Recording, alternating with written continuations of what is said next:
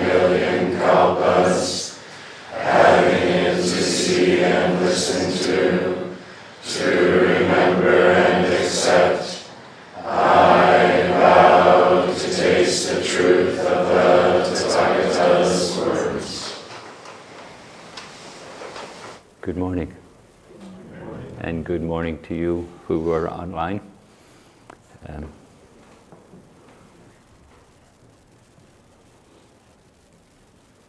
I was just watching myself coming into the Buddha Hall.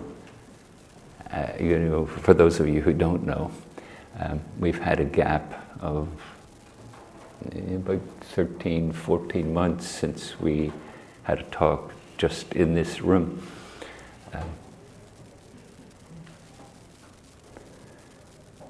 And I was watching myself. I was watching how I'm feeling.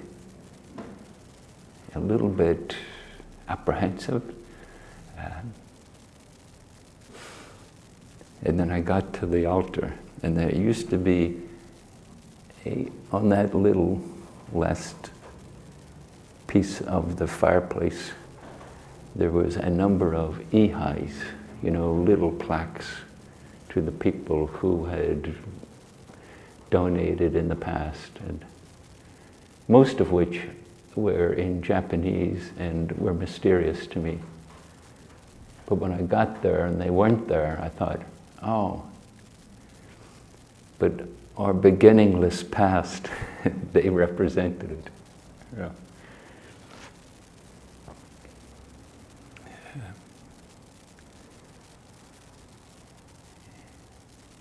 And then, for me, something wonderful, the good old days have returned. Not so much like a cognitive thing, but just a sensibility, Like thinking, oh yeah, I know the routine here.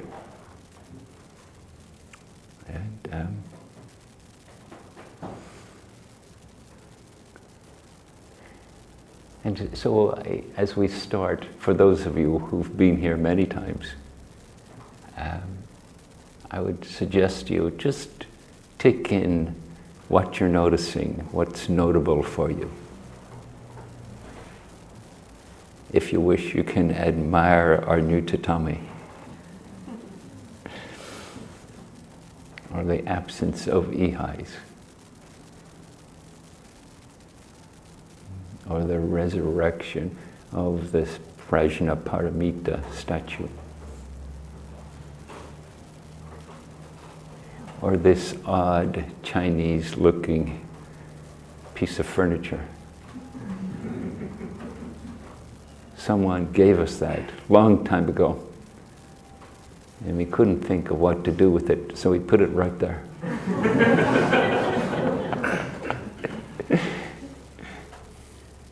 All these years later, it would seem like a sacrilege to move it. It belongs there.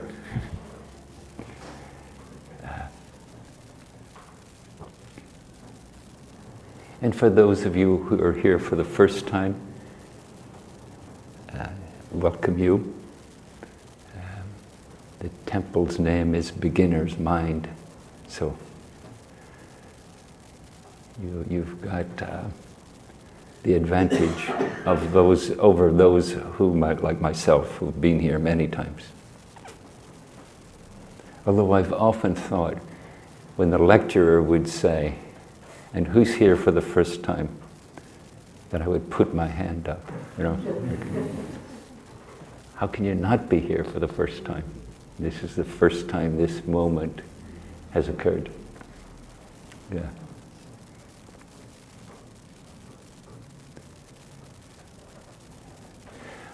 I was musing over the notion of, the word that came to mind was refurbished.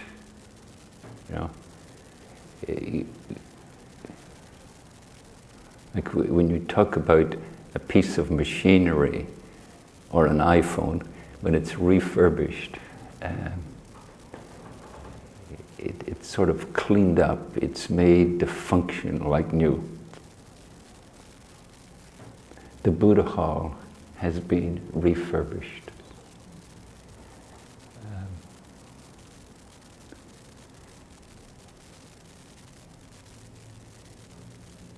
And for the last week, we've been scrambling, and Dan in particular, to get the internet connection set up so that it would work smoothly. But who knows? Maybe it'll be perfect, and maybe it will have some quirks that surprise Dan and the rest of us. Yeah.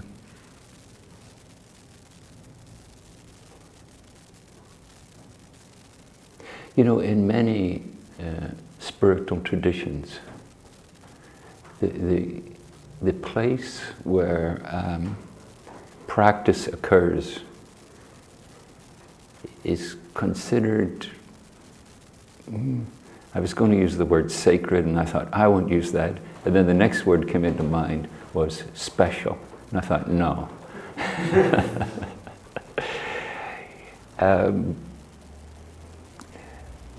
That often,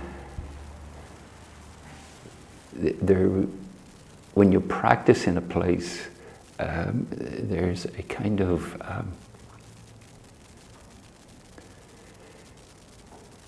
a two-way transmission. You know, like this space teaches you something, and then by being in this space, you contribute something.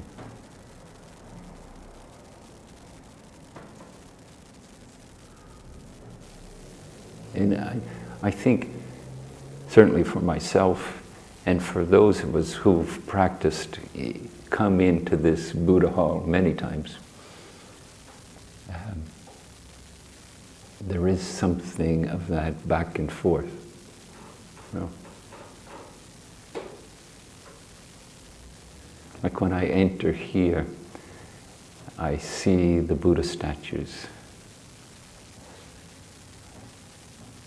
And they have a deep familiarity.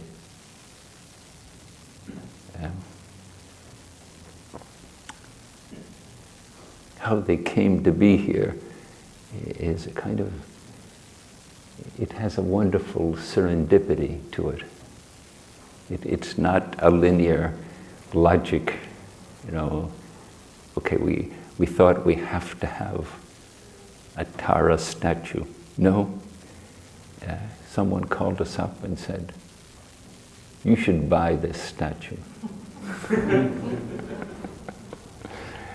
And we said, we don't have the money.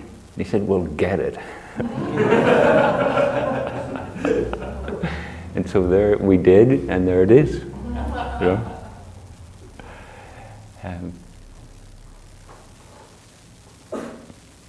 Maybe the sacred is the expression, the manifestation of that part of each of us and all of us that trusts practice. You know, that we, the person who was selling it to us, Rudy, was his name. I'm not even sure if he's still alive. And he would sell it.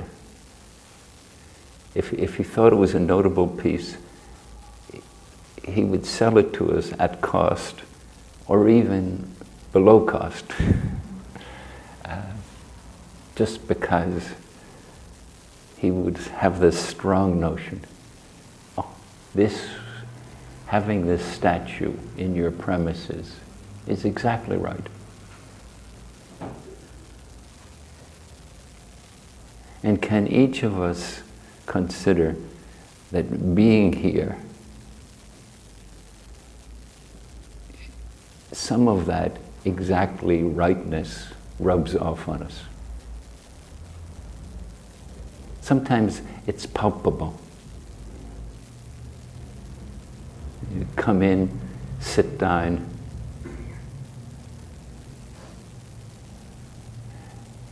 and something in you relaxes. Sometimes practice is described as coming home. You know? And that can be a space, or it can just be an internal recalibration.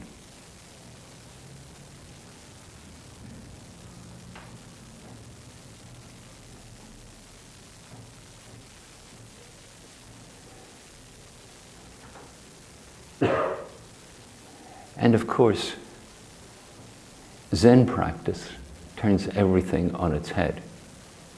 There's a koan, quite straightforward and simple.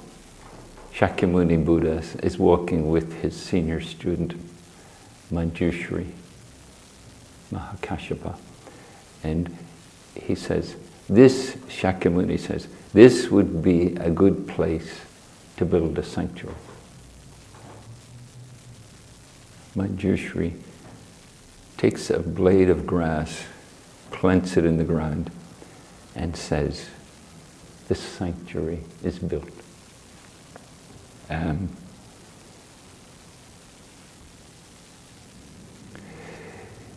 That each moment offers us a resting place. Each moment offers us the opportunity to be present. Each moment offers an intimacy of interbeing. Yeah.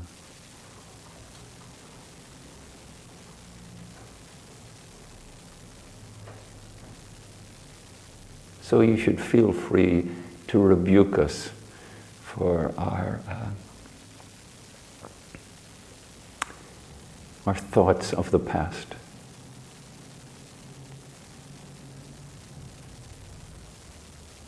Was there any need to refurbish? Yeah.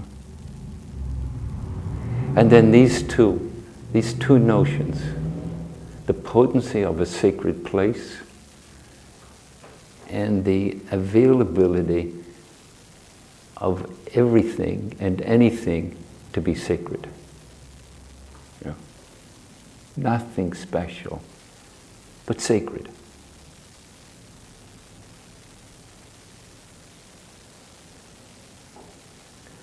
You know, quite a while ago, I was at Tassajara and leading a practice period there, a 3-month session. And I was walking from the baths to the practice period leader's cabin. And I was marveling at how wonderful it felt to be at Tassajara, our formal monastery. And even that notion is interesting, because like many others, maybe everybody, there have been times when I thought, no, that's the wake-up bell. It's way too soon to get up. Sometimes it's too hot, sometimes it's too cold. Sometimes you feel lonely, sometimes feel deeply appreciative for the connection, the intimacy of being in the valley together. And just staying in that place and having all of this flow through.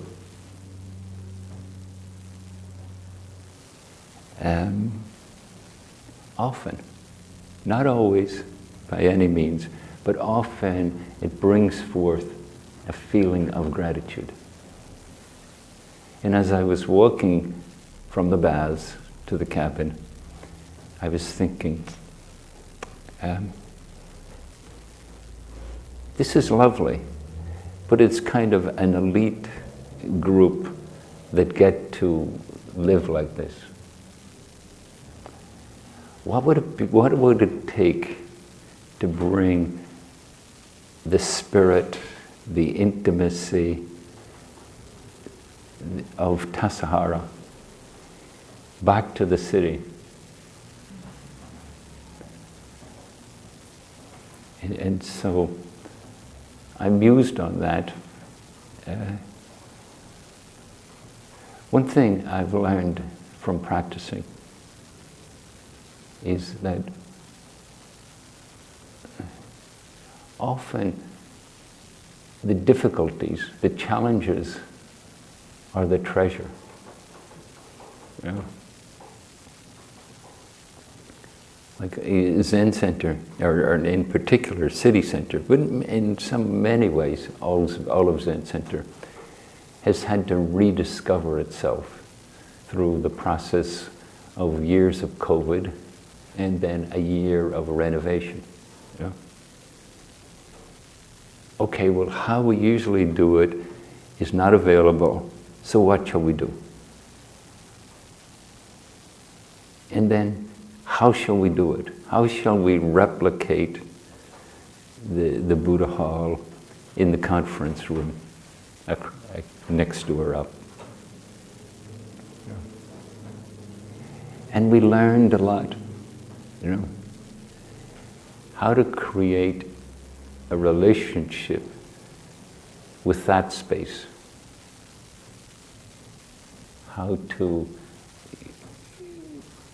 create the sanctuary that we can practice in. And so there I was at Tassajara thinking, how do we take this sanctuary and make it a kind of movable feast? How can that happen at City Center? And I came up with the notion of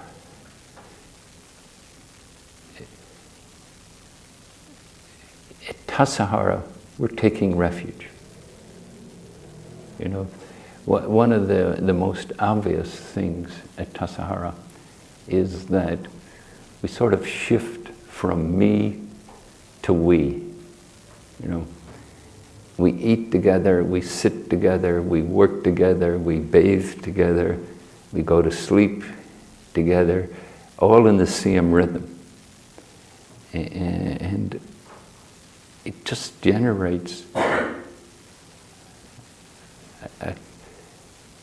an intimacy that goes beyond me as a separate individual.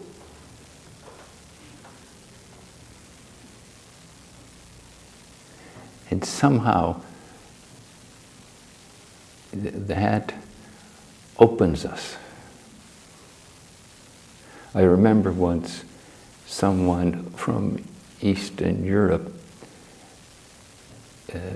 one of their parents took ill.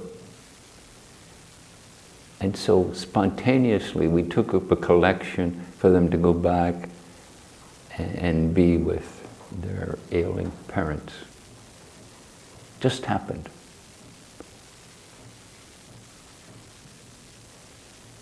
And the person said to me, I'm so grateful, it's almost painful. I feel like I'm connected to a goodness that I don't deserve.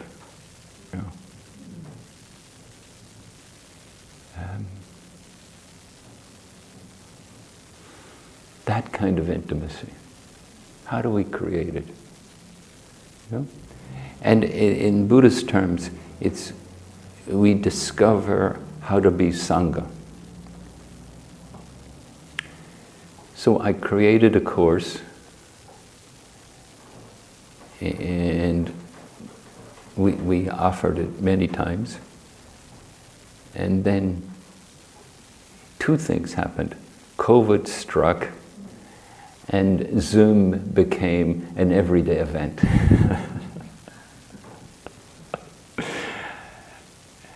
And now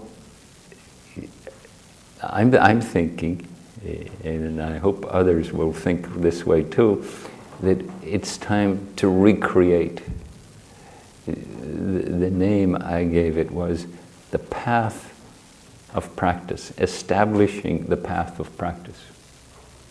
Yeah. And that notion of a path, we can think of practice this way. There are fundamental principles about practice that we're challenged to take in, to embody, to have them guide how we relate to reality, how we relate to the details of life. So there's those principles, and then each situation presents a koan. Like, okay, what's the appropriate, given the principles, what's the appropriate response in this situation?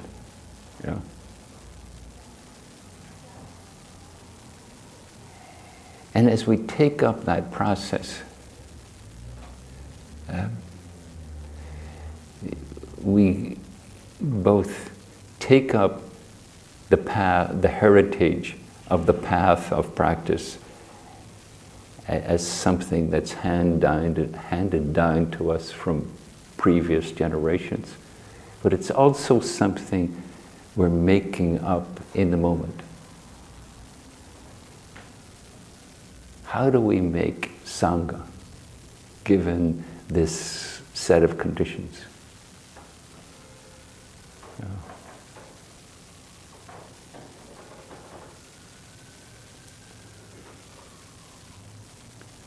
One of the thoughts I came up with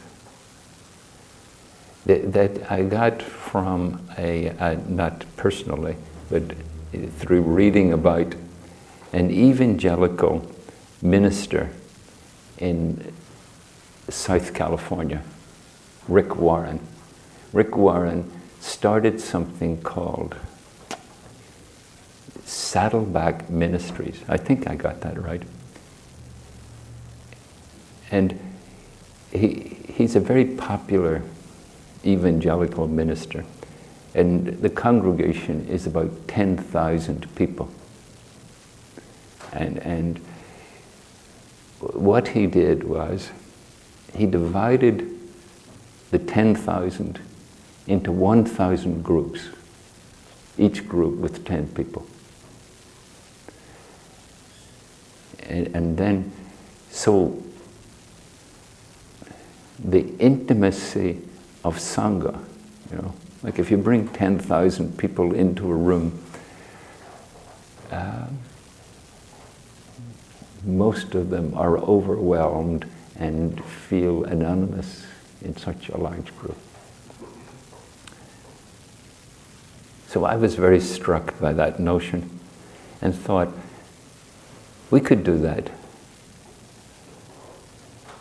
We could have small groups and then we can offer teachings on how to cultivate the principles of practice. Then in small groups, we can talk to each other. We can talk to each other about what's it like for you when you try to do this.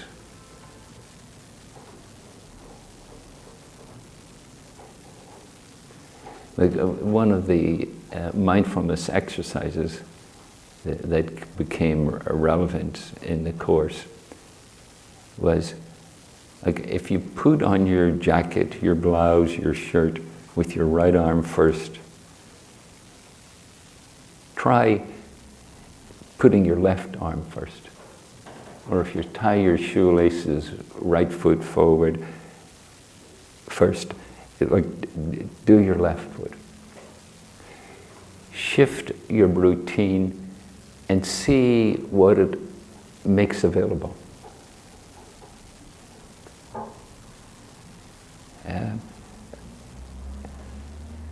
just taking a series of exercises, mindfulness exercises, and discovering how to make them part of your day. And then to share with your small group how that is. And to listen how it is for others. Not because it's such a special thing which arm you put into your jacket first. It's not. But something in the spark of awareness, there's something in becoming present in that moment. It starts to reveal the sacredness of each moment, the potency of each moment. And we start to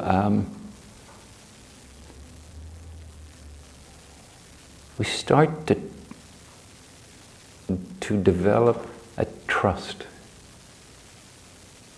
You know, that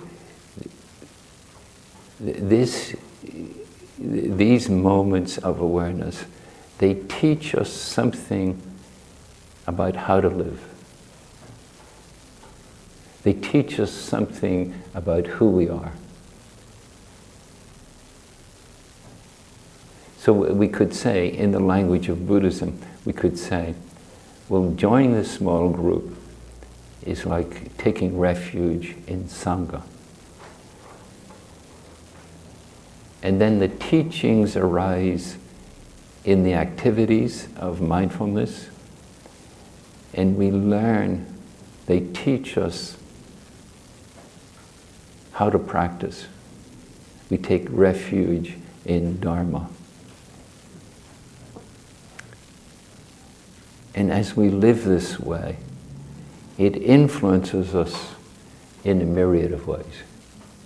It puts us in touch with something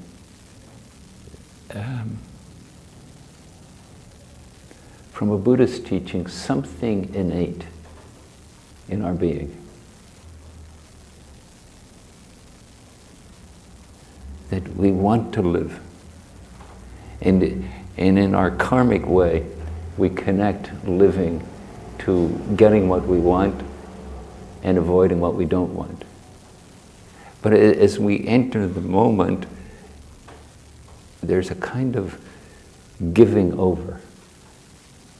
It's not so defined by what I want and what I don't want. It becomes the energy of that relatedness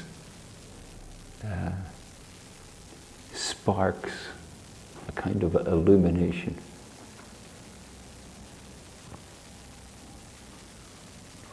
And as we continue to practice, this alchemy of discovering how to live, of trusting how to live, of being skillful with the impulses of what we want and what we don't want. That's the challenge for us, is to be skillful with them and to see how we can get all caught up in them, and then also to see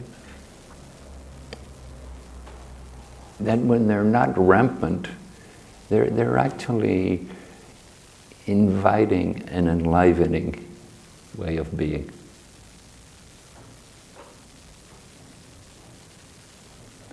And in the language of Zen, each situation is our koan.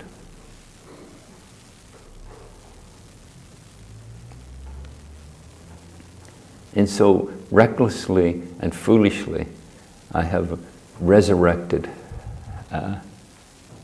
what we came to call EPP, establishing the path of practice. And we're about to start another session of it. And the last time we did it, in the previous times. The internet was a possibility, but it hadn't integrated. You know, what's happened in the last 5 years or so is amazing. You know, having meetings over Zoom is like writing a letter. It's like making a phone call. And so the geographical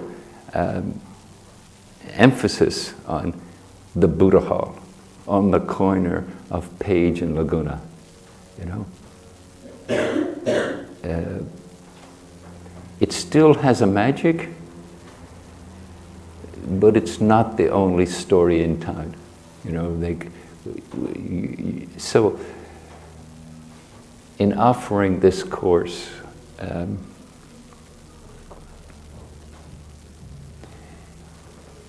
you're welcome to participate, and you can do it in person or you can do it online.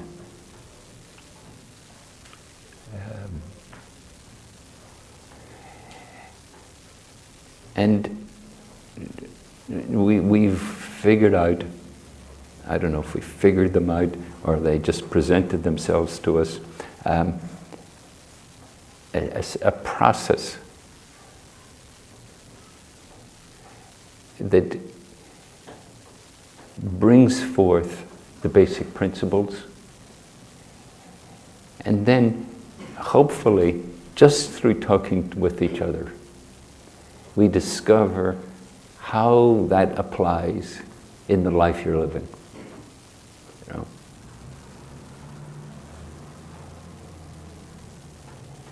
Not to say don't bother with going on retreat or sesshin or practice period at Tassajara. No. This is just a complement to that. You know, this is a way to bring the Buddha Dharma into your life. This is a way to find out what it's like to include everything that comes up for us, to include it in the vow of practice. You know, usually we segregate. Oh, here's me living my life, carrying forth the necessities that entails. And then here's me over here, separate from that, trying to be spiritual, trying to discover what is it to live a life, trying to discover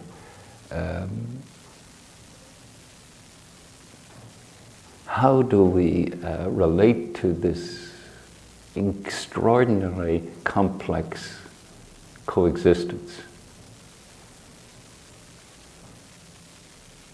You know, I suspect many of us, maybe all of us, are still reeling from the elections, the presidential elections we had quite recently, and feeling a certain trepidation around what the heck is going to happen now.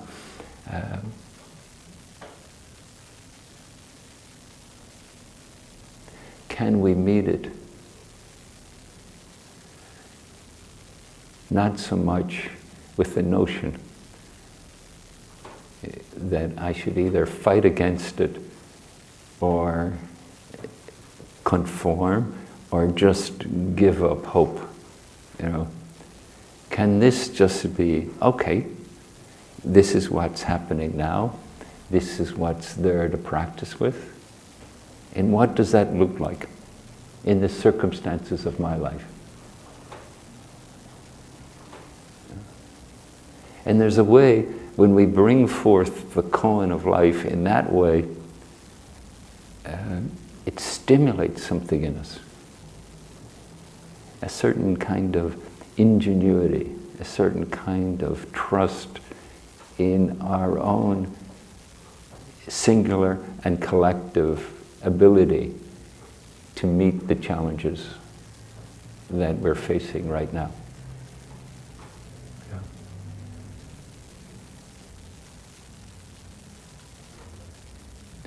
So this is the lofty notion of the path of practice. And maybe it would have been better if we'd have waited another 3 months, but we didn't. We're still, as you'll see as you wander through the building, we're still in the throes of putting things together, you know.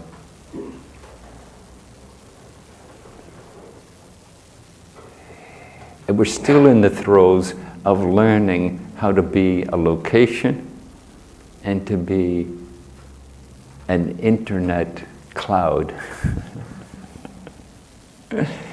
And certainly, if you have skill in either of those, you're welcome to bring it forth and offer it.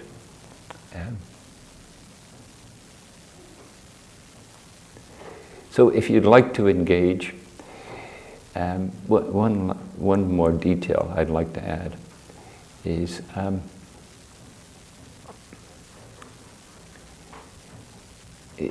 our collective relationship to the material world. Yeah.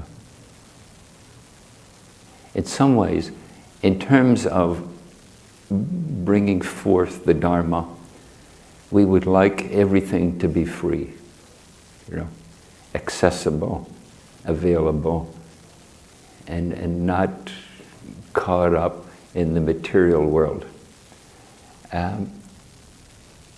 But on the other side, we are intrinsically in the material world, and we're obliged, like everyone else, to pay our bills and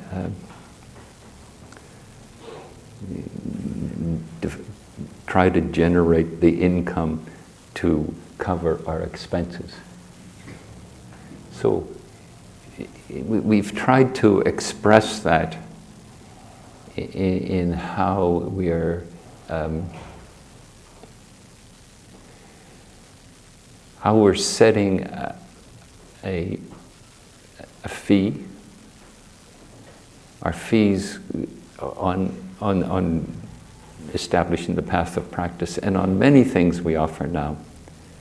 We have a range of suggested costs from what we call, I think we call it sustaining, is that what we call it? Yes. Down to nothing, you know. And as an act of trust that each person can find their place in that fee structure, you know. This is our attempt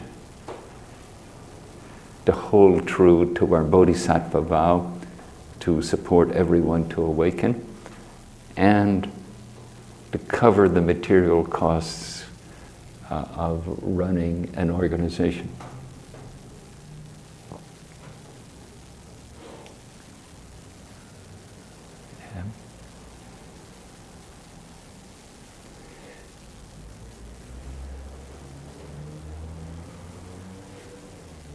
So this was my notion, and we're going to enact it. But also, you know, feel invited to ask yourself and respond to your asking. What is my path now? Should I join this course, or should I discover the path in a completely different way? Yeah. This is not offered as the way. It's just a way.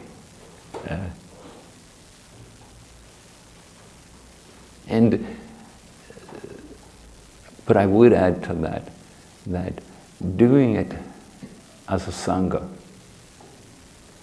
is precious. Yeah. There's a short story that I'll tell. Rick Warren, that evangelical minister, he wrote a book called A Purposeful Life. And then someone was kidnapped, and I don't remember the details of the kidnapping, but I think they were just being held for ransom. And the person who was reading it, talks to the kidnapper about the book. And together they agreed that that person would let go the person who was kidnapped, and the person who was kidnapped wouldn't press charges against the person. And so after that, of course, that positive free publicity, the book became extraordinarily popular.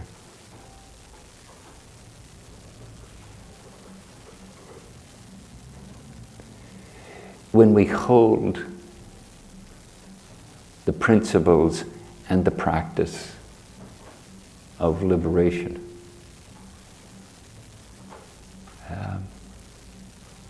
who knows what can happen? Yeah.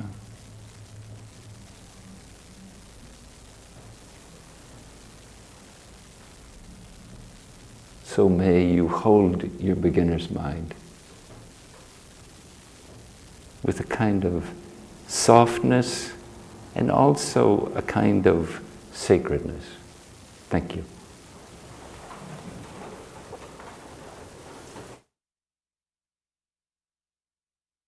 Our intention equally extend to every being and place with the true merit of Buddha's way. Beings are numberless. I vow to save them. Delusions are inexhaustible. I vow to end them. Dharma gates are boundless.